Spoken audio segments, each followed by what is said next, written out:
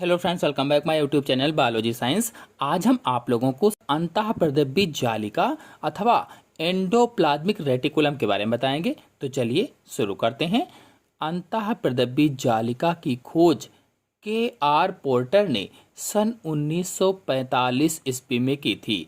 मतलब सबसे पहले के.आर. जो पोर्टर थे, इन्होंने अंतःप्रदब्बी जालिका अथवा एंडोप्लाज्मिक रेटिकुलम अथवा शॉर्टकट में कहें तो ई.आर. शॉर्टकट में क्या कहा जाता है, ई.आर. की खोज की थी।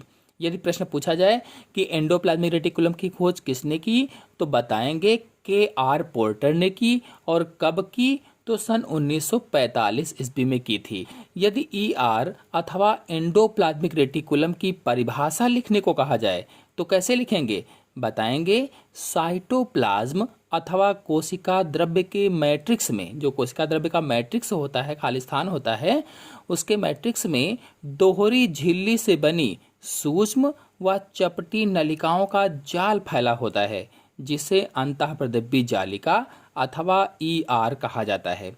इस परिभाषा को अच्छे से समझें तो जैसे ये यूकैरियोटिक कोशिका है, ये जो आप देख रहे हैं ये यूकैरियोटिक कोशिका है। यूकैरियोटिक इसलिए कहा क्योंकि जो अंतःप्रदब्बी जालिका होती है ये यूकैरियोटिक कोशिकाओं में ही पाई जाती है। तो जैसे ये यूकैरियोटिक कोशिका है अथवा यूकैरियोटिक सेल है, तो इसमें चपटी नलिकाओं का जाल सा बना है और इसी चपटी नलिकाओं के जाल को ही ई.आर. कहा जाता है या एंडोप्लाज्मिक रेटिकुलम कहा जाता है। देखो, परिभाषा में कहा गया है कि चपटी नलिकाओं का जाल, नलिकाओं कहा गया है, तो ये जो नलिकाएं होती हैं इनकी झिल्लियां यूनिट मेम्ब्रेन की बनी होती हैं। नलिकाओं की झिल्लियां किसकी बनी हैं, तो यूनिट मेम्ब्रेन की बनी होती हैं। कहीं कहीं पर ये नलिकाएं प्लाज्मा झिल्ली से लेकर केंद्रक कला तक फैली होती हैं। इस वाक्य का क्या मतलब है, कहीं कहीं पर ये नलिकाएं प्लाज्मा झिल्ली से लेकर केंद्रक कला तक फैली हैं। कहने का मतलब ये है कि जैसे ये कोशिका है और ये कोशिका का केंद्रक है और ये प्लाज्मा झिल्ली अथवा कोशिका कला है, तो कुछ जगहों पर इनका एक सिरा केंद्रक कला यानी न्यूक्लियस मेम्ब्रेन से जुड़ा होता है और दूसरा सिरा प्लाज्मा झिल्ली से अथवा प्लाज्मा मेम्ब्रेन से जुड़ा रहता है, या कह लीजिए कि कोशिका कला अथवा सेल मेम्ब्रेन से जुड़ा होता है, क्योंकि प्लाज्मा झिल्ली को ही या प्लाज्मा मेम्ब्रेन को ही कोशिका कला अथवा सेल मेम्ब्रेन कहा जाता है। तो सीधी सी भाषा में कहें तो एंडोप्लाज्मिक रेटिकुलम अंदर की तरफ केंद्रक कला से, अंदर की तरफ अगर देखा जाए तो केंद्रक कला से या न्यूक्लियस मेम्ब्रेन से जुड़ा होता है और बाहर की तरफ कोशिका कला से जुड़ा रहता है। बाहर की ओर कोशिका कला या सेल मेम्ब्रेन से जुड़ा हुआ है। लेकिन कहीं कहीं पर ऐसा होता है, सब जगहों पर नहीं होता है। अंतःप्रदब्बी जालिका की झिल्लियां प्रोटीन व फास्फोलिपिड की बनी होती हैं और लगभग 60 अंगस्ट्रॉम मोटी होती हैं। तो ये मोटाई मैंने लगभग में बताई है, लगभग में, एक्यूरेट नहीं बताई है। और कहीं कहीं पर आपको 50 अंगस्ट्रॉम भी मिल सकती है, तो आप लोग 50 से 60 अंगस्ट्रॉम के बीच मान सकते हैं। अब यदि पूछा जाए कि एंडोप्लाज्मिक रेटिकुलम की झिल्लियां किसकी बनी होती हैं, तो बताएंगे प्रोटीन व फास्फोलिपिड की बनी होती हैं। और अगर मोटाई पूछी जाए तो बताएंगे लगभग में 60 अंगस्ट्रॉम या 50 से 60 के बीच में होती है। चलिए अब जानते हैं कि अंतःप्रदब्बी जालिका कितने प्रकार की होती है, अर्थात टाइप्स ऑफ एंडोप्लाज्मिक रेटिकुलम के बारे में समझ लेते हैं या टाइप्स ऑफ ई.आर. के बारे में जान लेते हैं। तो अंतःप्रदब्बी जालिका मुख्य रूप से 2 प्रकार की होती है।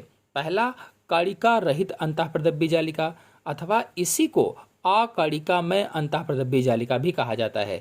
चाहे आप कह दें कणिका रहित अंतःप्रदब्बी जालिका, चाहे कह दें अकणिकामय अंतःप्रदब्बी जालिका, या इसी को चिकनी अंतःप्रदब्बी जालिका भी कहा जाता है। चिकनी, और अंग्रेजी में स्मूथ एंडोप्लाज्मिक रेटिकुलम कहते हैं। स्मूथ एंडोप्लाज्मिक रेटिकुलम यानी SER, S for smooth, E for endoplasmic, R for reticulum, तो SER बोलते हैं। या इसे ही एग्रेनुलेटेड एंडोप्लाज्मिक रेटिकुलम भी कहा जाता है। तो इस प्रकार की जालिका की सतह पर राइबोसोम नहीं लगे रहते हैं। जो एग्रेनुलेटेड एंडोप्लाज्मिक रेटिकुलम होती है, कणिका रहित अंतःप्रदीपी जालिका होती है। इसकी सतह पर राइबोसोम नहीं लगे होते हैं। यह प्रोटीन उपापचय में भाग भी नहीं लेती है, अर्थात यह उन कोशिकाओं में पाई जाती है जिनमें प्रोटीन संश्लेषण नहीं होता है। देखो, इसे कणिका रहित अंतःप्रदीपी जालिका क्यों कहा गया? क्योंकि इसकी सतह पर कण नहीं चिपके होते हैं। कहा गया है कणिका रहित, यानी कणिका ना हो, और कणिका राइबोसोम को कहा गया है। अब इसमें राइबोसोम चिपके नहीं होते हैं, इसीलिए यह चिकनी होती है। चूंकि राइबोसोम नहीं चिपके हैं इसलिए चिकनी है, और चिकनी होने के कारण ही इसे चिकनी अंतःप्रदीपी जालिका कहा जाता है। अब राइबोसोम जो होते हैं वो प्रोटीन संश्लेषण करते हैं, हम सभी लोग जानते हैं, लेकिन इसमें राइबोसोम नहीं होते हैं, इसीलिए कहा गया है कि यह उन कोशिकाओं में मिलती है जिनमें प्रोटीन संश्लेषण नहीं होता है। तो यह लिपिड व एस्टेरॉल का स्राव करने वाली कोशिकाओं में अधिक मिलती है। यानी किसमें मिलेगी? तो जिनमें लिपिड व एस्टेरॉल का स्राव होता है उनमें अधिक पाई जाती है। फिर दूसरा प्रकार है कणिकामय अंतःप्रदीपी जालिका, अथवा इसे ही खुरदरी अंतःप्रदीपी जालिका भी कहा जाता है। चाहे आप कणिकामय अंतःप्रदीपी जालिका कहें, चाहे खुरदरी अंतःप्रदीपी जालिका कहें, अथवा इसे ही रुक्ष अंतःप्रदीपी जालिका भी कहते हैं। रुक्ष, और अंग्रेजी में रफ एंडोप्लाज्मिक रेटिकुलम बोला जाता है। रफ एंडोप्लाज्मिक रेटिकुलम, शॉर्टकट में RER, R for rough, E for endoplasmic और R फॉर रेटिकुलम, इसीलिए RER।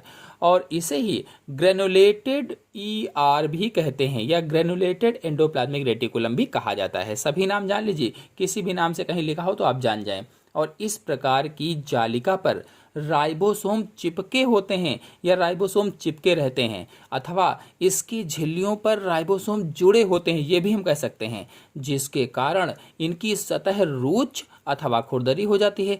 चूंकि राइबोसोम चिपके रहते हैं और ये चिपके होते हैं इसीलिए वो खुरदरी हो जाती है, इसीलिए इन्हें रुक्ष अथवा खुरदरी अंतःप्रदीपी जालिका भी कहते हैं। और यह प्रोटीन उपापचय में भाग लेती है, मतलब इस पर प्रोटीन संश्लेषण होता है, क्योंकि राइबोसोम चिपके होते हैं और राइबोसोम का कार्य होता है प्रोटीन संश्लेषण करना, इसीलिए ये प्रोटीन संश्लेषण इस पे होता है, यानी प्रोटीन उपापचय में भाग लेती हैं। और संश्लेषण मतलब बनाना, यानी प्रोटीन का निर्माण करती हैं या प्रोटीन निर्माण में भाग लेती हैं। चलिए अब ER अथवा एंडोप्लाज्मिक रेटिकुलम के कार्यों को समझ लेते हैं।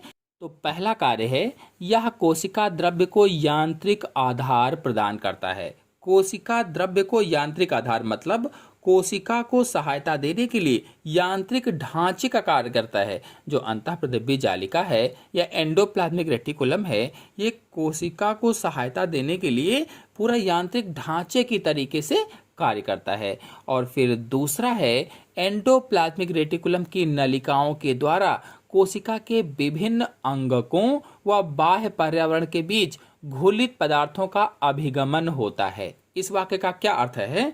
मतलब कोशिका के अंदर पदार्थों को एक स्थान से दूसरे स्थान तक पहुंचाती है। जो एंडोप्लाज्मिक रेटिकुलम है, ये कोशिका के अंदर पदार्थों को एक स्थान से दूसरे स्थान तक ले जाती है या उनका परिवहन करती है। यही कहा गया है कि एंडोप्लाज्मिक रेटिकुलम की नलिकाओं के द्वारा कोशिका के विभिन्न अंगकों व बाह्य पर्यावरण के बीच घुलित पदार्थों का अभिगमन होता है या परिवहन होता है।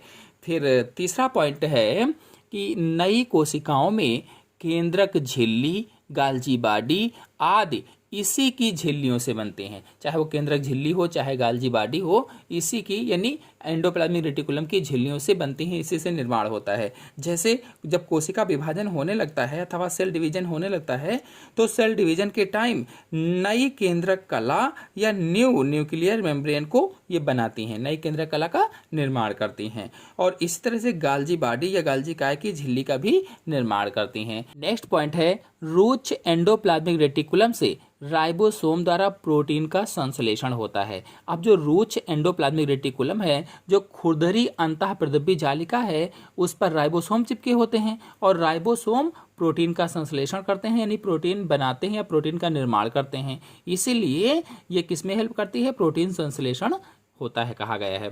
फिर नेक्स्ट पॉइंट है, इसकी नलिकाएं एंजाइम्स के वितरण के लिए अतिरिक्त सतह प्रदान करती हैं।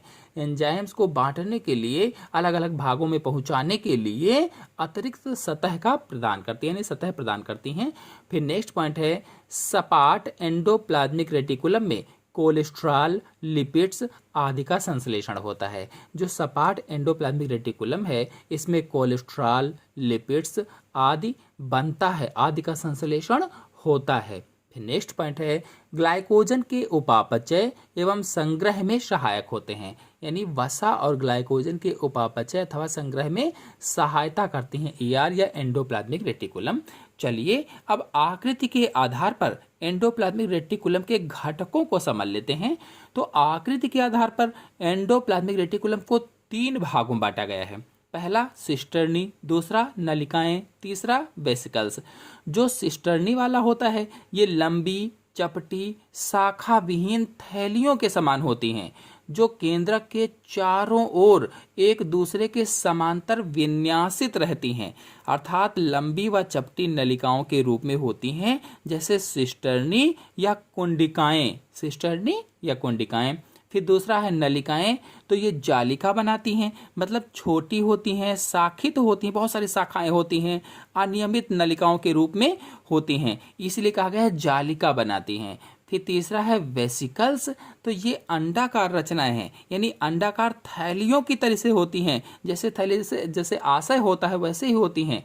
तो ये 3 प्रकार हो गए आकृति के आधार पर एंडोप्लाज्मिक रेटिकुलम के। सिस्टर्नी होती हैं, नलिकाएं जैसी होती हैं, वेसिकल्स जैसी होती हैं, और तीनों के मैंने चित्र भी आपको दिखाए हैं, इस सिस्टर्नी वाला, नलिकाओं वाला और वेसिकल्स वाला। तो एक किस आधार पर हुआ? आकृति के आधार पर एंडोप्लाज्मिक रेटिकुलम के घटक हुए या कंपोनेंट्स ऑफ एंडोप्लाज्मिक रेटिकुलम हुए। आशा है आप सभी लोगों को अंतःप्रदीप्ति जालिका क्या है, इसकी संरचना, इसके कार्य और इसके घटक समझ में आए होंगे। समझ में आए हो तो वीडियो को लाइक और शेयर कीजिए। चैनल पर नए हैं तो चैनल को सब्सक्राइब कर लीजिए।